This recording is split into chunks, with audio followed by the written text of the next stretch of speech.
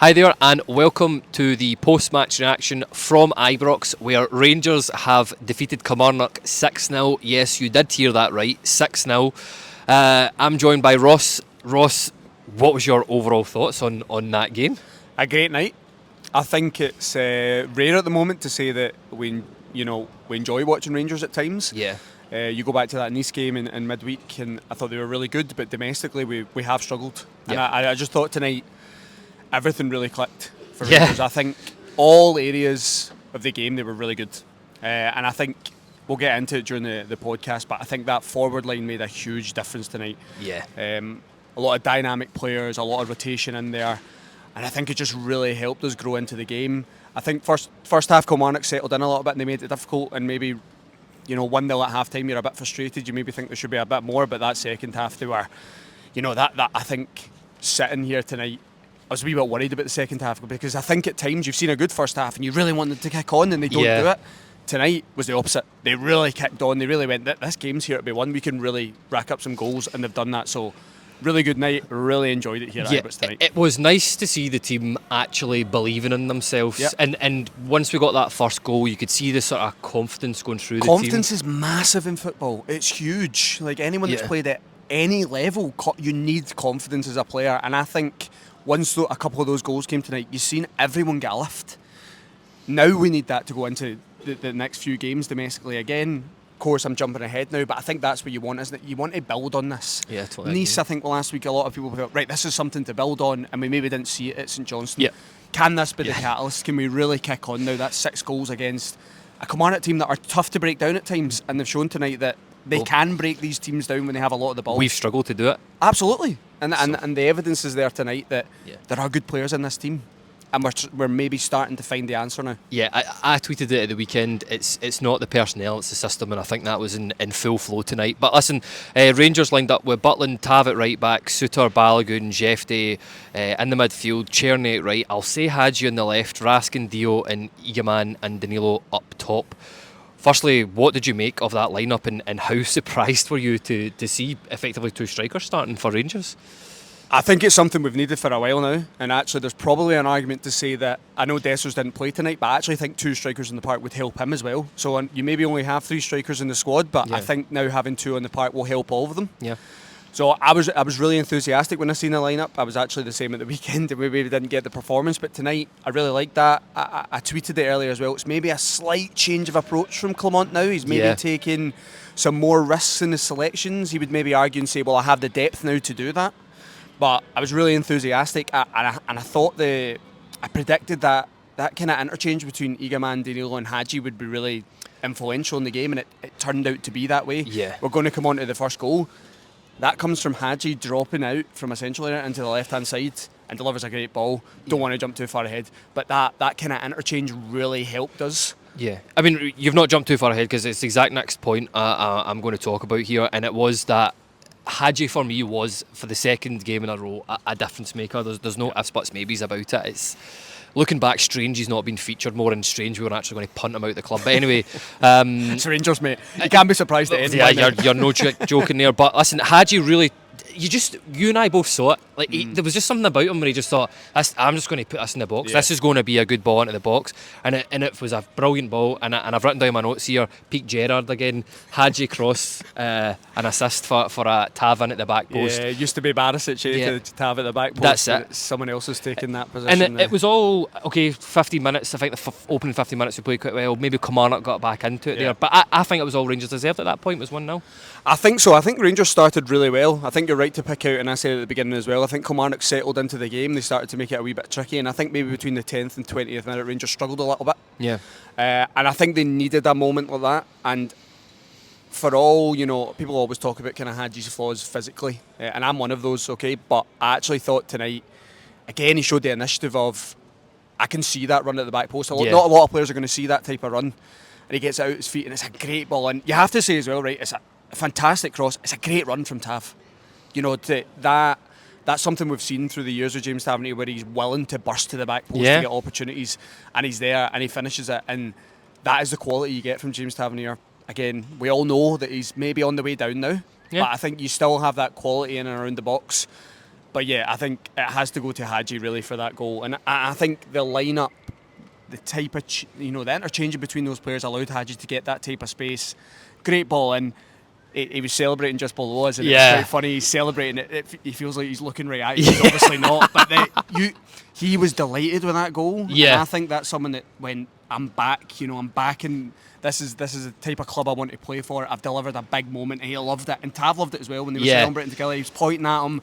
That is we have lacked a creative spark like that. Is Hadji the long-term answer for Rangers? I'm not sure. But I certainly think he can make a big contribution this season. Yeah. And he deserves to be starting games. He's showing his quality again, and I'm really happy for him. Well, 2 games, 3 assists. That's all I'll say about that. Half-time is a sort of next action point there. We were all praying that there was no substitutions at half-time because we felt we just wanted this team to keep flowing. We thought there might be a substitution, but thankfully there wasn't. Bit of a... Again, Rangers were in flow for the first 10 minutes, but the next action point comes in 53 minutes, and it's... I showed you my notes before this. I'd literally written down, Danilo has done everything this game, bar score, and then he scored a tap-in. It was a Hadji assist from out on the left, and as I said, it was Danilo tap-in. I thought Danilo had a really good game tonight. Again, the only thing was lacking a couple more goals for him. Lacking a couple more goals. I still think physically he's got a wee bit to go. I think at times maybe his touch is maybe not what you would expect. I still think his movement's quite good. He drops into good areas, and I think you're right to put that down in your notes. That was all he kind of needed in the game. I thought he was good overall. Quite an intelligent player, Danilo. Actually can understands where he needs to be in the forward line. I think you're going to see a much better player with minutes from Danilo. I think that's all he needs now. I think physically he just needs to get up to speed again. Yeah. And I'm glad to see him starting these games, because these are the type of games, if you are trying to get a player back into fitness-wise, he's got to play. You've got to play him. It's the same with Eamman, right? Yeah. Came into that game last week in Nice, and a lot of people were like, that's quite a... But actually, the more minutes he gets, the better he looks. So I think these two are really good forward players, really good strikers. It's interesting to see that Philippe Clement is playing them at the same time. I think that's a surprise for everyone. Yeah. But he's got the benefits of that tonight, Yeah. and I'm really happy for Danilo. I think he needed that. Let's hope again he now kicks on. Yeah, totally agree. And I don't think we'd even sat down from celebrating this goal. And I turned to you and said, all we need now is a Hamza Eamman goal, and I'll be happy with this. And then about 30 seconds later, he gets the ball. He's so good at sort of putting defenders under pressure, forcing the errors. So that against, he saw it a couple of times tonight as well, and he's got it. I think it was the Danilo assist, but he's absolutely smashed this ball from about 25 yards out. That he can do things that it's been a long time since we've seen players at some of his flicks touches. What was your overall thoughts on that goal and just Hamza Eamman and his influence over this Rangers team? Yeah, he's really starting to grow into it now, isn't he? I think that goal... I love that goal because something I always talk about that kind of frustrates me with Rangers is I feel sometimes we're not ruthless enough. Yep. And actually Kilmarnock make a mistake right after the kick-off, and I think it's Danilo lays it back to him. Maybe he takes a bit of a heavy touch if I remember properly, but he shifts out of his feet. And I think if you're maybe struggling with confidence at this point, you maybe hold on to the ball, lay it back out wide, and you get into the box. He's went, I'm shifting, I'm on my right foot, and I'm hitting that bottom corner. It was brilliant. And I love that. And it's actually the time in the game to try these sort of things. You've went 2-0 up. Kilmarnock look a little bit shaky. I want a forward player to go, I'm killing this game. You've given me an opportunity, I'm killing this game. And he done that. Blast at bottom corner.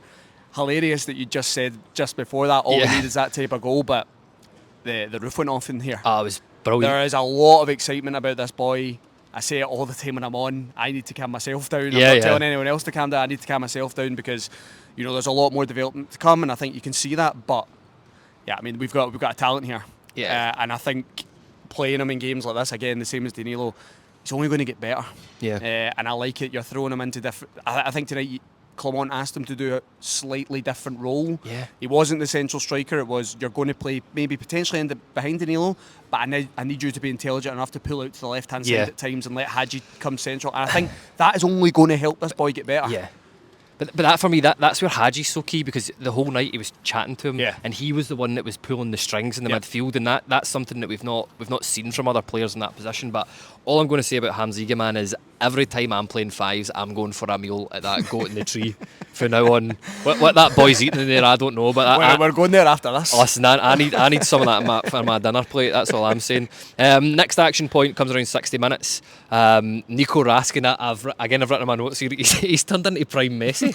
It's something I didn't realise he had in his game here, but he's taken the ball past about 4 or 5 players and he's cut it back and has the final pass. Yeah, it was a brilliant final. I've written that down in my notes as well. We cut the ball back so many times tonight, got so many goals. It's so simple. It was the whenever you were playing somebody at FIFA, the opponent used to get absolutely raging because you just used to do the tapping, but it guarantees a goal. If you're a professional footballer, I don't know why you're not doing that. But it's such an underrated aspect, and you always see the top teams doing it because if you are a player that one maybe wasn't Raskin getting to the byline, right? But if you can get to the byline and you pull the defenders with you, the space is the cutback, right? Yeah. So you're giving those defenders a decision to make. Do I go to the byline to stop the ball coming across, or do I commit myself and go back the way? And maybe it's not that. Maybe that chance maybe doesn't summarise that perfectly. But Raskin gets into the box, he dribbles really well, and he maybe doesn't. He goes, I've not got an opportunity here, but I lift my head up and I can lay Cherry off, and it's a really good finish again. Yeah, Cherry gets the obligatory goal, but that gives us a chance to talk about Raskin's overall performance today. That's him got another man of the match from there. How good was Nico? I know that's a bit of a leading question there into asking how good he was, but I thought he was phenomenal tonight. I have to agree. I think I tweeted about it last week after Nice. I just thought this is, and I actually tweeted about him again tonight, so I'm probably repeating myself a little bit. But you love him.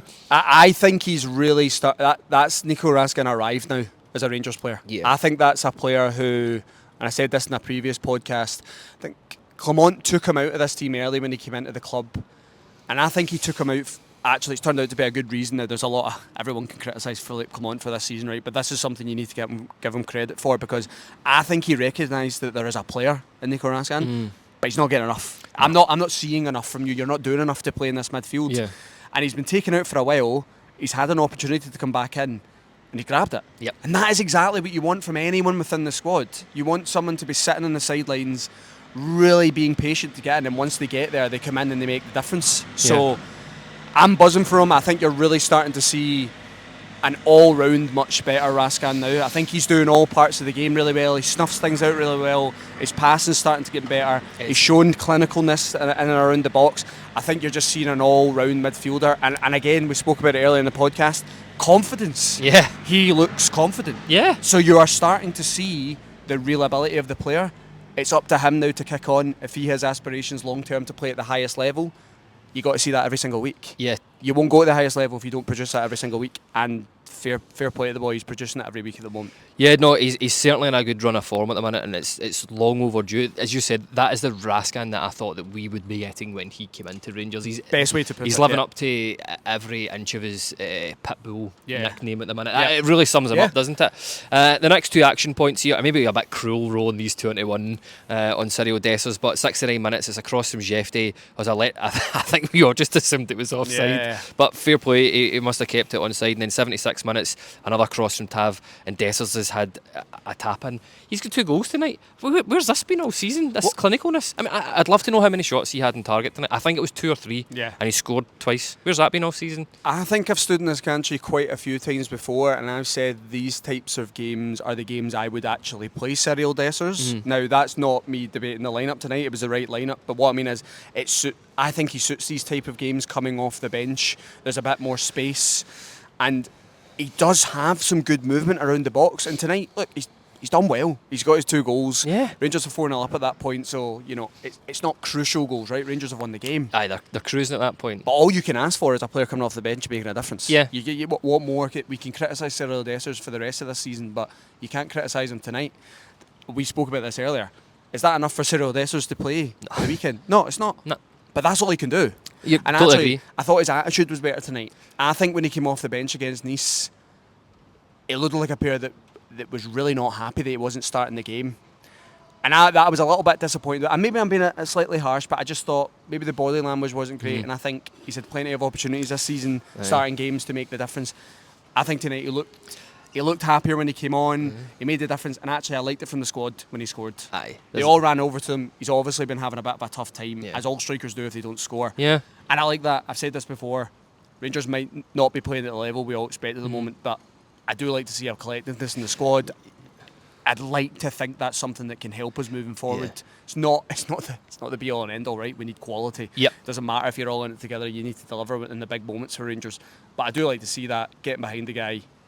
And again, like I said, if he can come off the bench in these games and score some goals, it's only going to help us moving forward. I'm all for it. Listen, but there's a common theme in the last sort of few answers you've given here. It's almost like if you play badly, you should be taken out of the team and then allowed to go back into it again. Raskin, Dessers, Tav, all those players I think have all benefited from spells on the sideline. He took Barani out the team tonight, and I think maybe it wasn't unexpected, but I think a lot of people will look at that and go, well, you paid $3.5 million for this boy, you should maybe have to play him through these moments. But actually Flip Collins went, no, it doesn't matter. You're not playing well enough at the moment. You come out, and actually it can help players sometimes. Yeah, it's not always a negative. It's not always like, oh, that's it, he's written off. No, take him out. Look, you're not playing very well. You take a couple of games on the bench and you work your way back in.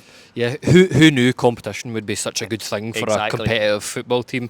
But listen, last point before I sort of get your man of the match here.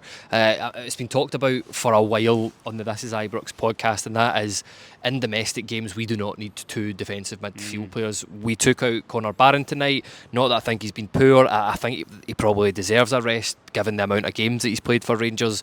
But what tactically did removing that defensive midfield, what did that allow Rangers to do that they haven't done in previous games? I think it's more about the type of player you're taking out and what you're bringing in. I don't think Connor Barron's been bad at all. I actually seen quite a lot of criticism for the weekend, but I don't really see what he is doing wrong in this Rangers team. Can you argue and say maybe he doesn't offer enough going forward? Well, yeah, but it's the type of player he is, right? So he's what Rangers player has offered enough going forward this season? He's a box-to-box midfielder. He's tidy in possession. He gets his foot in there. He's good at intercepting, winning the ball, covering space, right? That's the type of player he is. So, but I liked it tonight because I also thought you saw a little bit more from Diamondi. It looks like a slight change in approach from Cologne. He would probably argue he has played a 4-3-3 this season, and he's played kind of two number 8s. But he played kind of two number 8s tonight in a Hadji and a Diamondi that are forward-thinking players, right? Yeah. And I think he's told Diamandi to maybe stay central areas and help Raskin out. And Hadji, you have a bit of the free roll. You can drift out to the left. You can swap with Eamman. I think the big difference for Rangers tonight was, I think we struggle a lot of the time to put teams under sustained pressure. I think we struggle to get the ball into high areas. And if the ball turns over, you've got enough players forward to smother teams and win the ball back. And I thought Rangers were really good at that tonight. I think that comes from having players in forward areas that are comfortable taking the ball under pressure, holding it, linking up, flicking on. How many times did we see interchange around the box tonight? And I hate to go back and say it, but that's rare with a Cyril Dessers. Yeah. That's just the type of player he is. That's not me saying we can't find a role for Cyril Dessers in this Rangers team, but it is rare to see that. I think that was the difference for us tonight. You had a dynamic front 3 or 4 that were able to interchange. They were able to hold the ball in high areas. The ball turned over. Kilmarnock really struggled to get out. I think they played out once, which I was like, that was quite good. Any other time, you could see Derek McInnes, he was frustrated. Team couldn't get out. Ball was getting lumped long. Rangers were back, sustained pressure. That's what it comes from. You put teams under enough sustained pressure in a game, they're going to struggle to keep you out. And I thought that was a big difference tonight. Off the ball, it sounds ridiculous saying, right? Yeah. Because you've won 6-0. But actually, off the ball, I thought we were a lot better. Yeah. That's 3 games, and that's twice we have sort of forced teams to capitulate, I think, by our pressing and long may it continue. But it's always nice to see an opposition manager. See, after that third goal's in, he was furious. I mean, I felt like you were getting into trouble if you're da or something like that. I don't feel bad for him, because how many times has Derek McInnes taken points off us and he's frustrated at life? Do you know what I mean? I tell you who I do feel bad for, the Kelly players in that dressing room. I think we can hear him from here, by the way.